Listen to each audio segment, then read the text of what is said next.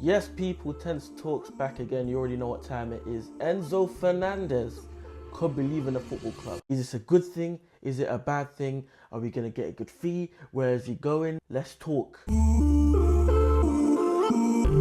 Yes, people, so it is being reported at the moment that Enzo Fernandez may be one step out of the door at Chelsea Football Club. There are talks about him being unhappy with the ownership and multiple players being unhappy with the ownership. We're going to mention that in a separate video talking about the whole Clear Lake Blue Co, sort of project and what we've got going on right now. That's going to be a separate video coming in the coming days. So subscribe to the channel, drop a like, comment your thoughts. Yeah, Enzo Fernandez came out the other day after the PSG game talking about they asked him about the departure of Enzo Maresca, and he said something like, "Oh, it was a big blow for us to lose him, and us as the players, we kind of struggle to understand how these guys do things sometimes in the football club and how they run things," which was interesting to hear, and it's been kind of talked about a lot in the fan base and just in general football and football discourse online about how Chelsea run their football club. How would the players kind of respond to this, and how would they feel about what is going on and the signings that they make and steps backwards that they seem to take over and over and over again. As Chelsea fans,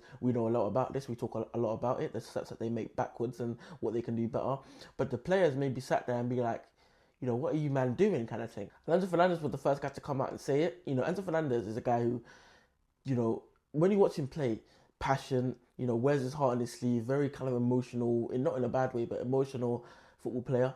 And, he's very passionate. And that passion can be ambition. And, if the people in the club are not matching what he wants and he's not got a manager that he relates to as much as Enzo Maresca, he may be like, you know what?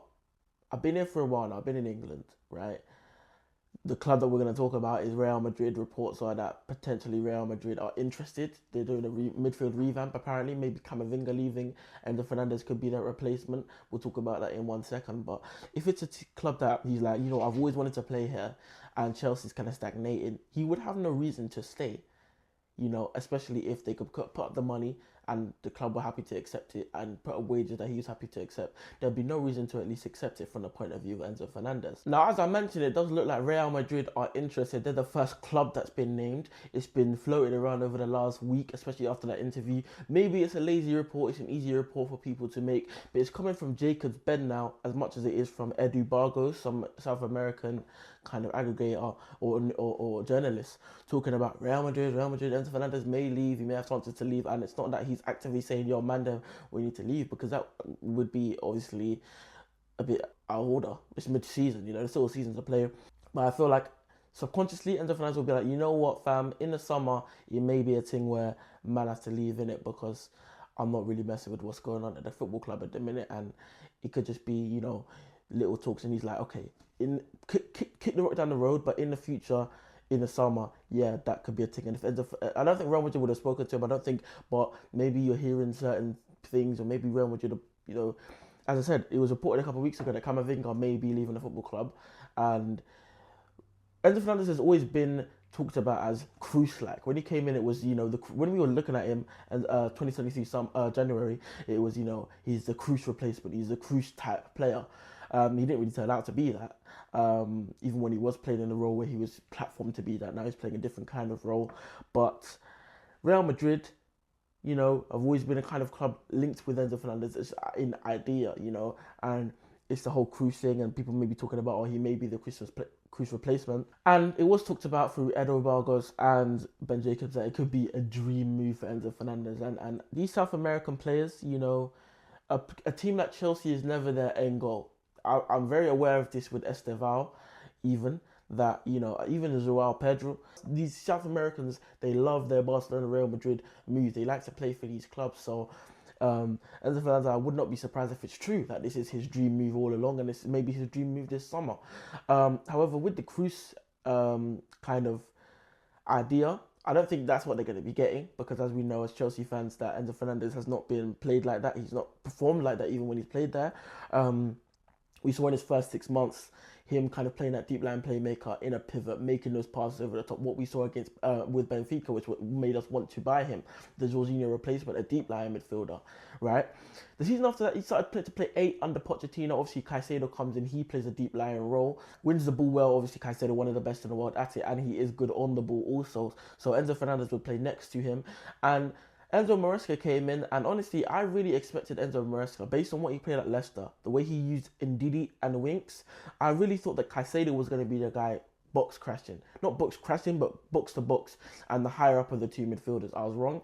What ended up happening was that Enzo Fernandez was profiled as this Frank Lampard kind of player, where you see less of the end of picking up the ball from the centre backs. And we did see it sometimes, but I'm talking on the whole here. Less of him picking up the ball from the centre backs and spraying it and keeping being a metronome. He was kind of, especially under Rosina also, but started under Maresca, ghosting into the box and, scoring even headers from the height of a flipping moth's nest, And the Fernandez ain't tall like that, but ghosting in, good positioning, kind of attacking, being in that half space and being a lot higher up the pitch, while Caicedo would be next to a fullback that's inverting. So Enzo Fernandez and Cole Palmer, say, would be in the half spaces. We saw that very, very often. So Enzo Fernandez was playing that role. Now, if you're Real Madrid, just quickly to touch on this before we resume, obviously talking about the Chelsea side of things.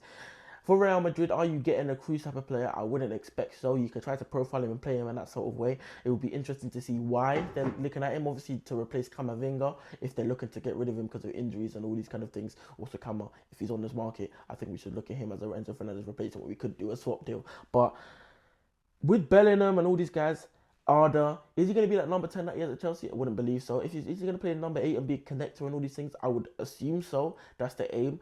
Can he do that in 2026? I'm not sure that's what he is anymore. He's just transformed into what we see him as, the goal-scoring number 10 advanced midfielder. Do Real Madrid need that? I'd probably say they need the Benfica Enzo Fernandez if they're looking for that. They've got Trent Alexander-Arnold, who provides that sort of creativity and passing and creation, as I mentioned. So it'll be interesting to see what they do with him, but that's neither here nor there. That's not nothing to do with the great Chelsea that we are discussing. So what's my opinion on the deal? Now, I know a lot of people will be, no, we can't get rid of Enzo Fernandez. It will end the project if we get rid of Enzo Fernandez. He's our best player.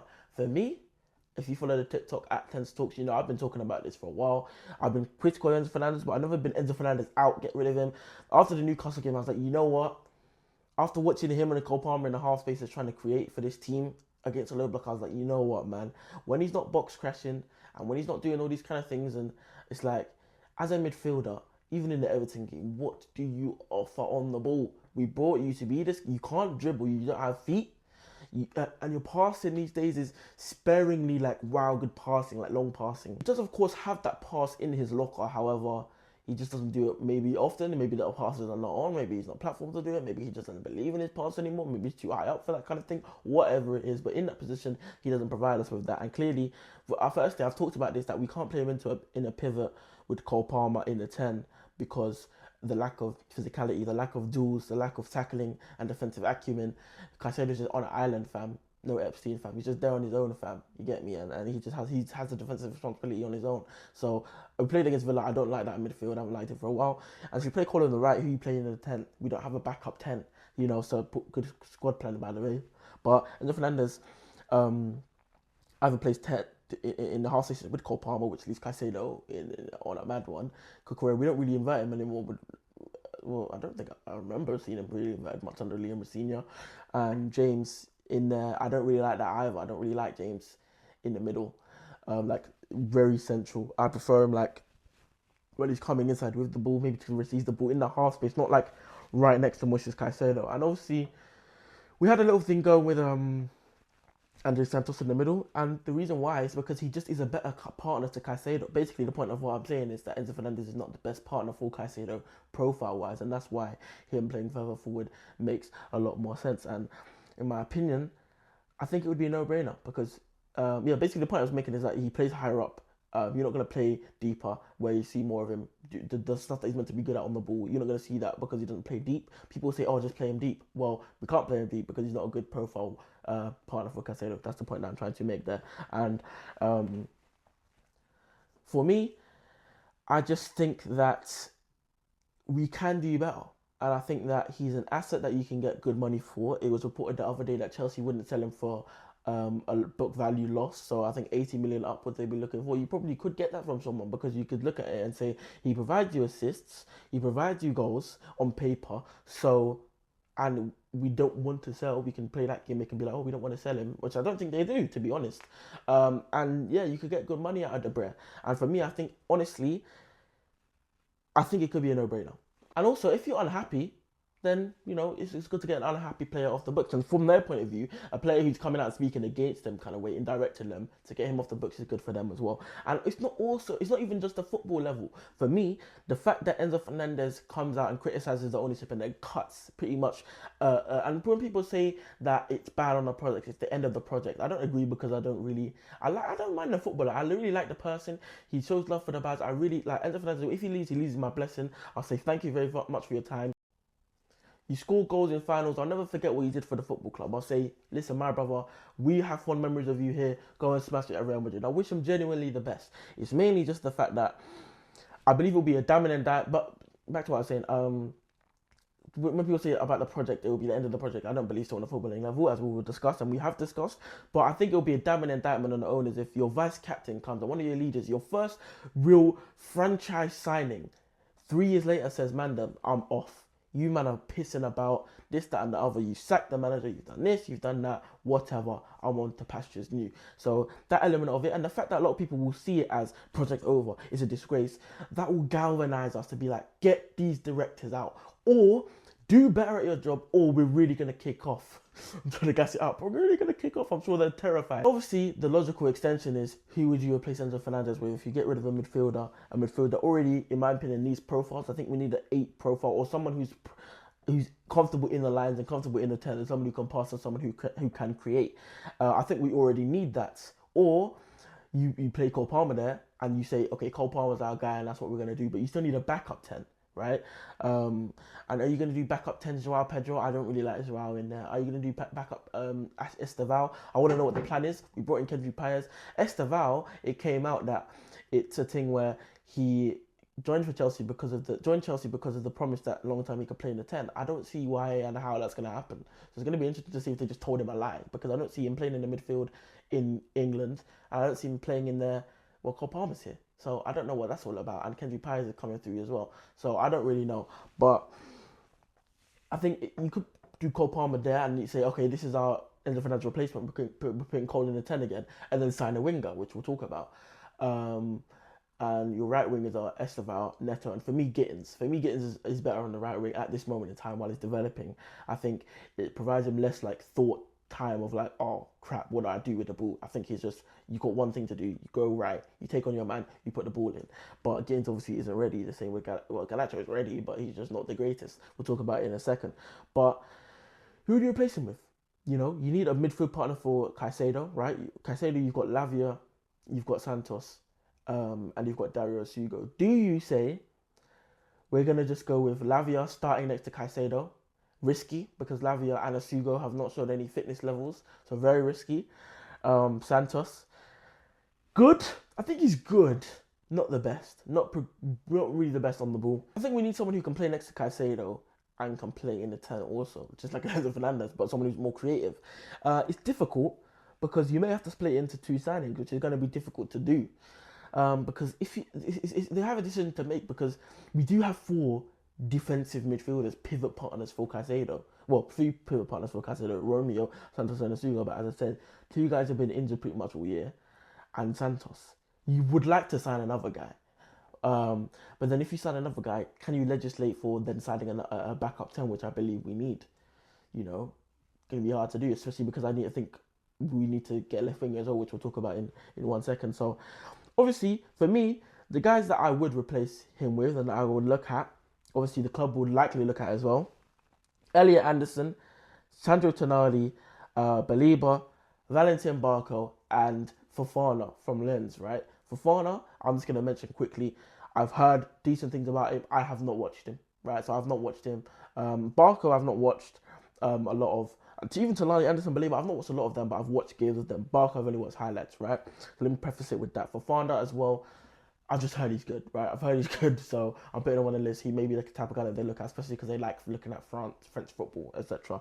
Um, Start with Elliot Anderson. Now, the other day, I watched Tottenham Nottingham Forest. Now, for a while, Elliot Anderson, everyone's been talking on him. He's been in the name on everybody's lips. And I've watched Forest games, but I've never watched him and said, you know what, I'm sitting down today to watch Elliot Anderson. I watched him, and I was impressed. Winning duels. He ranks high in terms of duels won as well. In that match, he won the most duels. And as we talked about, that's a point of contention for Enzo Fernandez next to Caicedo. So that would be a good thing for him. Lavia as well is not the best in terms of duels. So for me, Lavia will be the backup. And then Santos will be the backup. Caicedo and then Hugo is the periphery guy. And Anderson, I think for me, good on the ball as well. And he just is a good profile fit for Caicedo. Issue is, I think he's going to go Man City. I think that's quite advanced. Manchester United are probably next up in terms of an option for him. If we swoop in late because Enzo Fernandez leaves, we're not going to have done the groundwork and it's not likely that we're going to get him. So I'd say that's very unlikely at the minute. Tonali's been looking for a move, and maybe Bruno Guimaraes as well. Bruno Guimaraes is the one where it's so strange that I watch Premier League football and I don't really know much about Guimaraes because I watch a lot of Newcastle, but I'm never watching them for Newcastle. I'm watching it because I'm watching Newcastle play someone else and I'm not really watching it to analyse people. So Bruno Guimaraes for me, he's all right. I don't think he's the greatest. I guess I believe he's all right just from watching him. Wouldn't be a great a high option for me. I'd prefer Tonali, better on the ball, good midfielder. Would he be the best option? I don't believe so. I'd prefer Anderson. Probably going to be expensive. Probably going to be hard to get from Newcastle, but it does look like he's looking for a move as well. Baliba is on the market. Manchester United may get him. I don't think it would be really good signing for Man United or Chelsea, to be honest, because they're replacing Casemiro, someone who can pass, and we're replacing Enzo Fernandez, someone who can pass, with someone who can't really. Baliba. When I watch him, he's not the greatest ball player. You know, carries it well, it looks like, and wins the duels. That's all there really is to him, you know. We got Darius Hugo for that kind of thing, you know. So I wouldn't really go and spunk loads of money on Baliba, personally. Valentin Barco is where it gets interesting. It is where it gets interesting. And a lot of people have talked about, you know, is Barco and Enzo Fernandez going to be a future battle? You know, blue coat battle for that role in Argentina and the Argentina midfielders. Barco, small. So Premier League, that may be a thing. Small, skinny youth. So that may be an issue. You know, he may come in. We've seen the likes of Xavi Simons. Xavi Simons has come in and he struggled with the physicality. Barco may have a similar kind of issue. But Barco is very good. Just from highlights that I've watched. Bro, on the ball, silky. He is a footballer, right? He's kind of like Lavia on steroids. I don't know if he can pass. I should have maybe looked at the numbers before this video, but if you subscribe and like, and I can start getting more views on this, maybe I'll put more effort in. But no, I shouldn't say that. But Barco, good option. But can he play advanced? I need to know more about him. I need to watch more of him. So maybe a Strasbourg game, if I can catch it, we can have a look at that. But Barco for me, especially obviously he's in the Blueco network already, so they could get him, just swap him in kind of thing. So that could be an option that definitely has to be discussed. And obviously we talked about Fofana, who, if you guys know about him, you can tell me more about him. Now, obviously, what do you lose if you lose Enzo Fernandez? As I talked about, you lose goals, you lose leadership, you know, to a team that already lacks leadership. You lose mentality, bad potential, optics on the squad. The squad, guys, you will probably have respect in that squad. If you see a guy leave like that after seeing Enzo leave, there might be guys like, what's going on here? You know, we're losing our best players. You know, Van Persie, when, you know, Arsenal losing all their players, we're losing our best players, we're losing the manager. You know, it may be peak for them. So you need somebody who can play all positions in the midfield. As I said, we're looking at someone to buy someone who can play deep, and then maybe you're worried about who's going to play in the 10 if Enzo leaves, because he plays all those positions, 6, 8, 10. And yeah, that's why for me, the fact that you're losing goals means that you need to buy a proper winger. And to move on to that, I've written down some players to talk about. Right, for the left wing, we have needed a left winger for a very, very, very, very long time, right? Mudryk tried, failed. Sancho came in, failed. A lot of these experiments post-Hazard to look for a left winger have failed, right? And we struggle with that at the minute. And for me, as I said multiple times on multiple different platforms, we need to make a decision. Garnacho, Gittins, who's staying, who's going? Who is staying and who is going? You know, Gittins, I think for me and Garnacho, it's a very interesting, it's a hard one, because for me, I look at it and say, you spent 55 million Great British pounds sterling on Jamie Gittins, bro, and he didn't even have a breakout season at the Bundesliga. He had like the pre breakout season, and we just went and spent 55 million on him. Honestly, I would loan Gittins because I think there is potential there. I don't think he's going to do much in football. I think he's a decent player. I think Garnacho Premier League experience offers a bit of an outlet, but we can do so much better. Neto as well. I think Neto's an interesting one because I don't know who's even better out of the three. I don't know who is better out of the three. Neto, experienced, gets goals, to be honest. If you wanted to keep one, I'd probably say keep Neto, but I'm not a fan of any of them. I'm not a fan of any of them, and not many Chelsea fans are. So I've always kind of held out hope that this summer Neto may see Enzo Fernandez and these guys leaving, and he may be like, you know what, bun this, I'm leaving as well, thinking that he's bigger than the project, even though he can be playing at Burnley. But Neto could be replaced. Galactic and Gittins, I think they might stick by them. They're arrogant like that. They might stick by them. They maybe loan Gittins. Maybe someone can't come in and try and loan Gittins and give us a way out. And then obviously we've got Kenda coming in. So left winger, playmaker, maybe can make up some of the assists and stuff that Enzo we lose with selling Enzo. Very creative, looks like a good footballer, plays on the left, but he's coming in from Sporting. May not be ready yet. It would be foolish to trust in him to be our starting left winger. The dream would be Bradley Barker. Like I've talked about it on as an in-depth video on my channel, on my TikTok page, talking about Bradley Barker. If you don't want to go and watch it, but we can kind of just brush that because we're not getting him right. Leandro Amonde, talk of the town, Leipzig, looked very technically good, very 19 though, young G, coming straight from the Bundesliga again, a bit risky, but something that's not risky is Iliman Ndiaye. Bro, that goal against Chelsea, his technical ability, I don't think he's the most creative, but he can get goals, he can finish, he scored many great goals. I think he, for me, is my number one choice. Premier League proven already, from Everton, can score goals, dribble. I think he'd be perfect. I really think he'd be perfect. So for me, when you sell Enzo Fernandez anyway, I'd be looking at Iliman Ndiaye for the left because we need it anyway. But especially if you get rid of Enzo Fernandez, you need goals and you need creativity, right? Another outside shout, the two Brighton boys, Matoma and Minte. I wanted to look about a bit more into Minte, so maybe I'll get back to you guys on this. I want to look more at him, but when I was watching him recently, I was like, yo, this player's low-key cold, and everyone knows that Matoma. I wanted to look at his numbers before this. I actually forgot to. I want to look at his take-ons. I want to look at how many dribbles he completes. I want to look at his shots and all these kind of things. See, is he creative on the stat sheet? Is he someone who could maybe explode in terms of goals and GA-wise? But he's a decent footballer. Would he be the best option? Probably not. For me, no doubt the best option would be Iliman Ndiaye. Now, as we talked about the backup 10, right? Options. Akliouche, Monaco. When I watched him over the PSG legs, I was impressed, and I've heard decent things about him. Profile-wise, is he the best? I'm not sure. I need to know more about him. I maybe should have watched a bit more of him before this. I just have those two games in my head. I don't want to talk too much, go into depth. Maybe these could be separate videos. That's why I didn't want to make this too long. So Akliouche, Ben Seguir, and Ciso, who's in the Blueco network already, and that could be a logical one. Just quick promotion to be our backup 10. I think at the moment I'd probably lean most towards that bet again. He looks more like a goal getter. Is he creative? These kind of things. I need to know more about this. Xavi Simons, I was so high on that Xavi Simons last season. If Tottenham go down, could you go and maybe tempt Xavi Simons? It's not worked at Tottenham, but maybe could we platform him better and maybe save him? Is it the time to be doing captain save a hole at this football club? Probably not the right time to be making signings like this. Wouldn't be popular in the fan base. The popular one, if we're looking for a 10 for a lot of people, would be Morgan Rogers. Premier League proven. Scores a lot of scores. I think he's scored more goals than Enzo in the Premier League and even maybe this season. But for me, I'm not the biggest fan. I'm a big fan of the player, but I'm not a big fan of the signing for us. Not very creative, not a good dueler, which is an issue that we highlighted with Enzo Fernandez. Dribbles very well, which is an upgrade from Enzo Fernandez, and scores and shoots probably at the same rate. Okay, shooting outside the box is a lot better, but scores at the same rate as Enzo.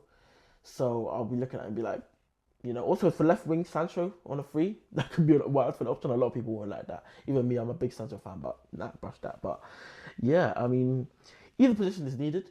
I believe that, I said it low-key depends on what the squad planning idea is with Esteval.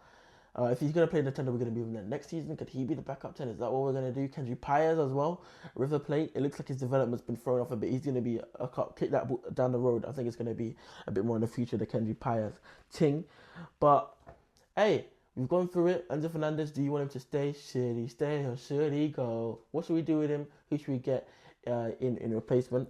I forgot to mention also Camavinga. I didn't write it down, but Camavinga could be a potential replacement for Enzo. So let me know what you think. Let me know who you would maybe get. Like, subscribe, Tense Talks. See you in the next one.